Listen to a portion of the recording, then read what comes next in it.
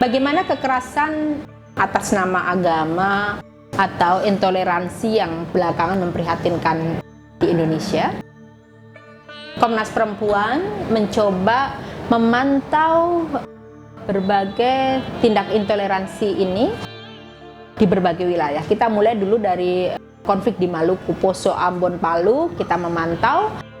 Kita juga memantau Ahmadiyah di Manislor, juga di NTB, Cikesik. Kita juga memantau yang Syiah di Sampang. Kita memantau juga bagaimana soal penutupan tempat-tempat ibadah. Tetapi Komnas Perempuan atau kita melihatnya dari perspektif yang berbeda, yaitu perspektif perempuan. Apa makna intoleransi dan konflik ini bagi para perempuan, terutama perempuan korban? Banyak temuan-temuan menarik, antara lain misalnya yang paling dikhawatirkan oleh perempuan-perempuan Ahmadiyah misalnya, ketika nanti kami harus dipaksa untuk tidak menjadi bagian dari agama yang mungkin sama ini, mungkin Islam dan sebagainya, itu apakah iya kami nanti harus mendisasosiasi dengan kami harus membuka kerudung kami gitu. Jadi dia merasa nanti yang akan jadi target, yang akan disisir adalah para perempuan-perempuan ini. Temuan-temuan kami yang lain di dalam nuansa kekerasan berbasis agama yang terjadi di semua lini yang tadi saya sebut, misalnya nuansa kekerasan seksual selalu mengedepan, terutama dari ancaman-ancaman lisan, dan bahkan konflik di Maluku misalnya itu bahkan ke yang fisik. Itu bagian kenapa kekerasan seksual selalu mewarnai dalam konflik-konflik itu, karena bagian dari defeating the community. Jadi menghancurkan, mengalahkan komunitas lain yang akan disasar itu dengan kekerasan seksual dianggap satu, mematikan atau menghancurkan ibu komunitas.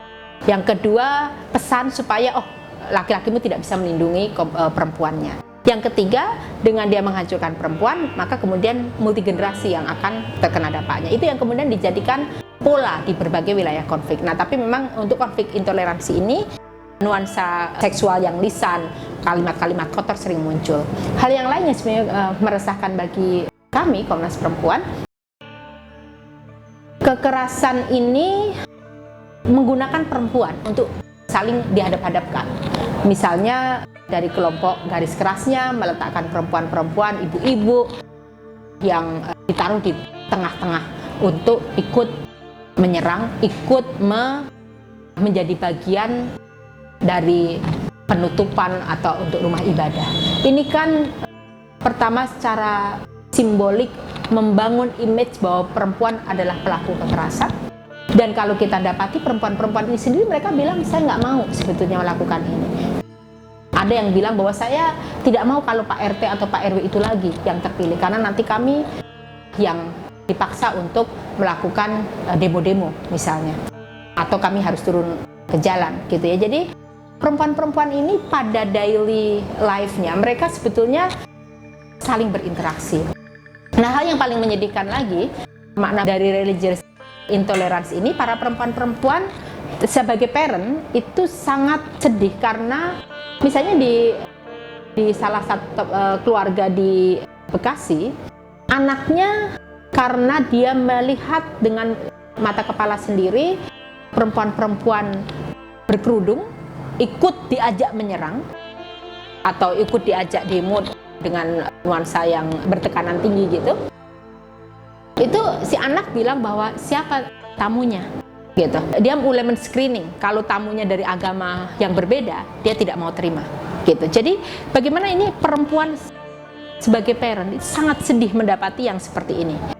Kita lihat juga misalnya klaster-klaster ya, perumahan yang juga semakin berbasis agama yang segregatif ini, kalau di dalam alasannya juga karena biar kondisi keagamaannya ataupun cara pandang keagamaan anak-anaknya lebih terawat. Jadi kita cara beragama di Indonesia ini semakin disimplifikasi, semakin dikerdilkan dengan cara tidak mendidik untuk berbineka dan menerima orang lain berbeda tapi hidup bersama.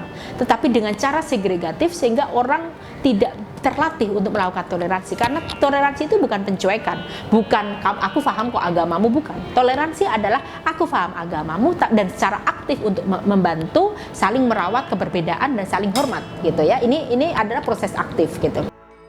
Nah, yang kami temui lain bahwa perempuan-perempuan, ibu-ibu ini merasa khawatir karena trauma anak-anak yang berkepanjangan gitu ya. Misalnya anak-anak dari yang di transito, dari anak-anak Syiah dan lain sebagainya, anak-anak di Ahmadiyah dan yang lain, itu mereka sangat sedih karena si anak ini ketika mendengar suara motor itu trauma, melihat orang menyebut nama Tuhan yang maha besar yang diucapkan dengan nada tone khusus gitu ya, nada khusus, itu dia masih trauma. Pada kalimatnya ada kalimat yang sangat disukai anak ini pada sebelumnya gitu ya. Jadi inilah gimana sebetulnya bayaran mahal yang harus diterima oleh Indonesia karena politisasi atas nama agama ini dibiarkan. Ini dampak pada generasinya cukup serius, dan perempuan-perempuan sebagai parent itu dia di garda yang paling krusial sebetulnya untuk memastikan transfer pemahaman toleransi ini di ranah domestiknya gitu. Jadi ini makna seluruh carut marut religious intolerance yang belakang ini menjadi keprihatinan kita, dan perempuan punya andil yang cukup signifikan sebetulnya untuk bisa mencegah atau menjadi korban atau dia menjadi agen aktif dari proses membangun toleransi beragama ini.